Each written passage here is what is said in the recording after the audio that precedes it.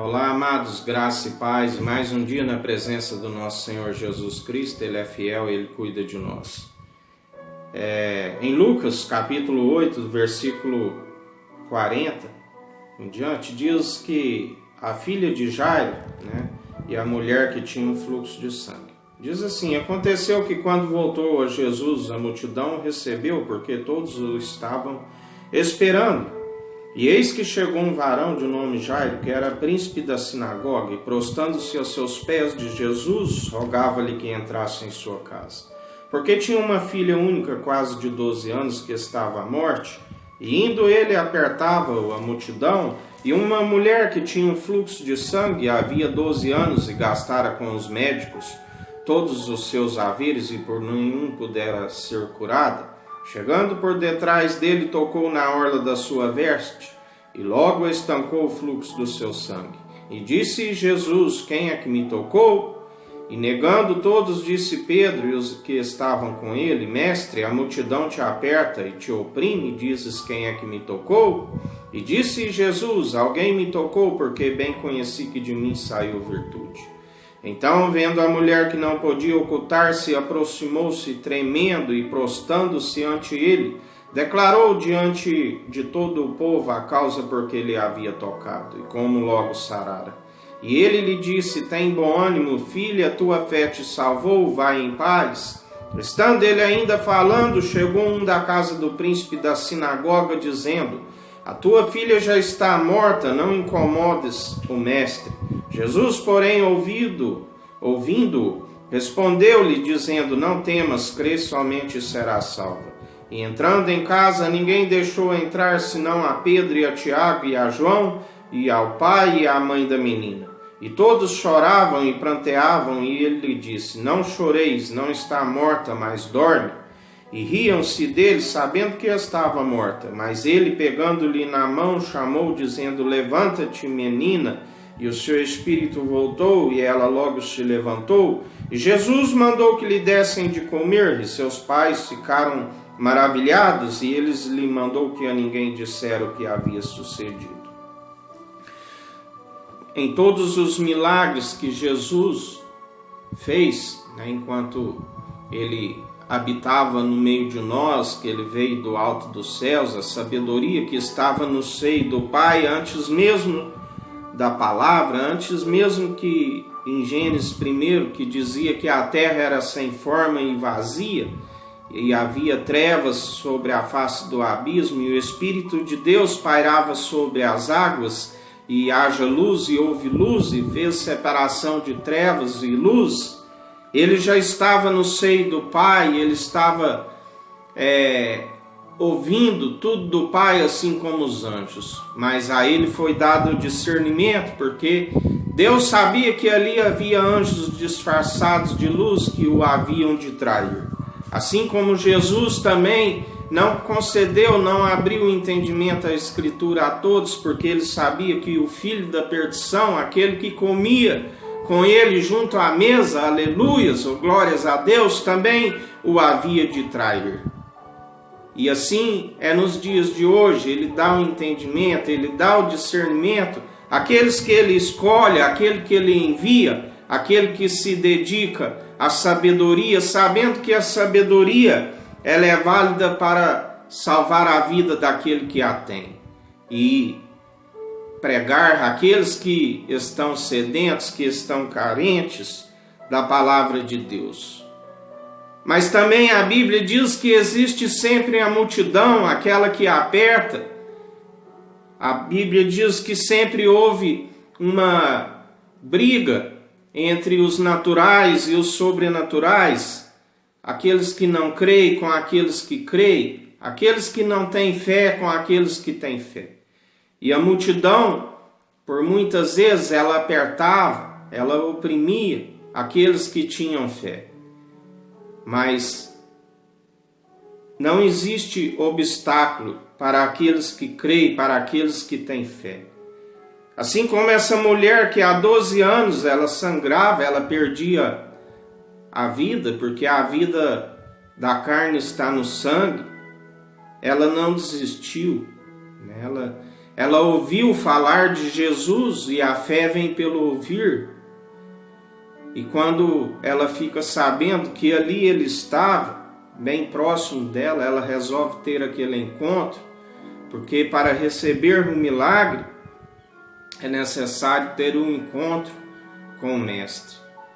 É necessário que ele venha habitar em nossa casa, é necessário que a gente venha abrir o nosso coração para ele. Como ele nos disse ontem, é necessário que a gente purifique o coração, porque por muitas vezes a vida é regada de duplo ânimo, e a Bíblia diz: tenhais bom ânimo.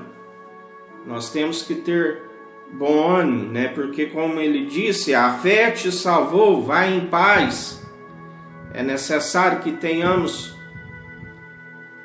este bom ânimo, é necessário entregar diante de Jesus, é necessário pedir para que ele aquebrante o coração, para que ele venha fazer morada em nossa casa. Nós somos templos do Espírito Santo, o Espírito Santo que o Pai enviou em nome do Filho, e ele se torna nosso advogado, nosso conselheiro. Ele nos sustenta dia após dia.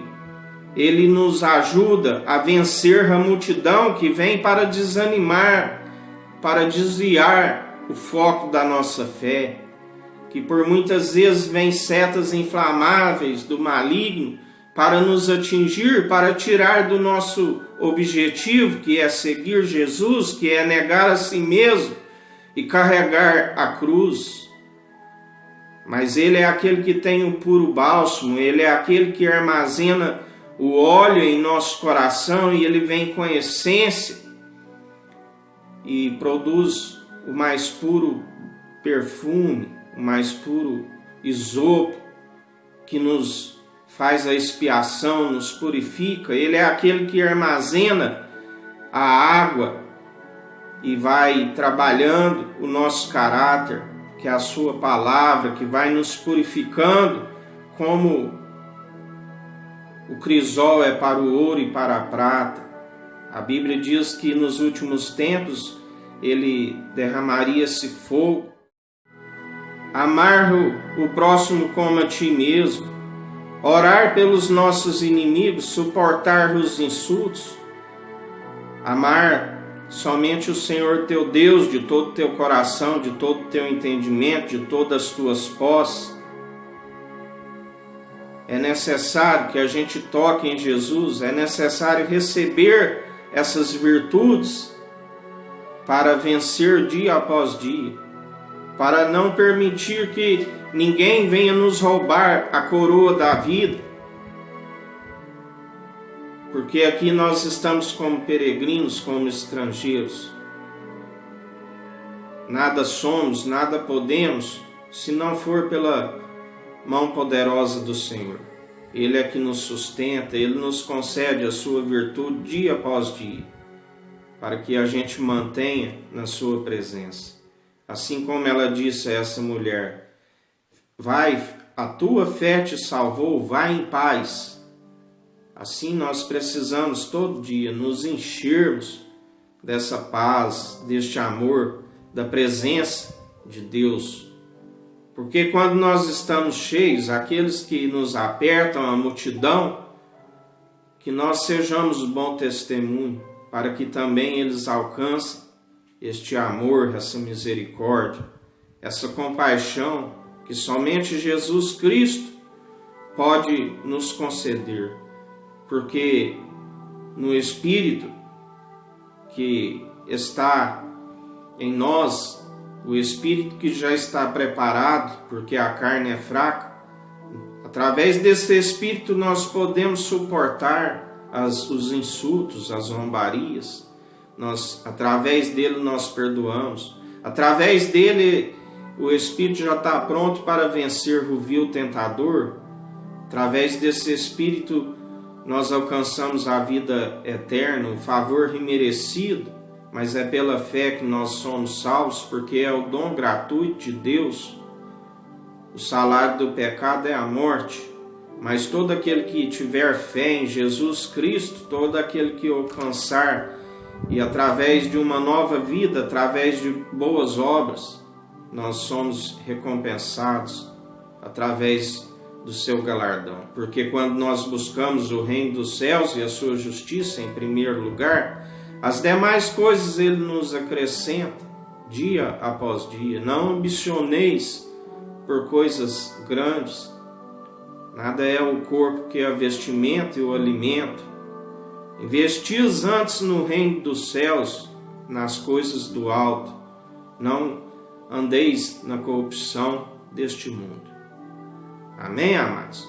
E mais um dia é nesta fé, seguindo firme em passos com Jesus Cristo, aprendendo do bom mestre, os sacerdotes da ordem de Melquisedeque, o sumo sacerdote, o sacerdote eterno, aquele que nos concede graça e sabedoria, o único bispo e bom pastor de nossas almas, aquele que deu a sua vida por amor de suas ovelhas. E todos aqueles que ouvem a sua voz o seguem em espírito e em verdade. Um dia abençoado a todos, que o Eterno nos abençoe e nos guarde. Brilhe o Eterno sua face sobre nós. Erga o Eterno sua face sobre nós e nos dirija. Aqui é o irmão Fábio Gomes. Deus te abençoe.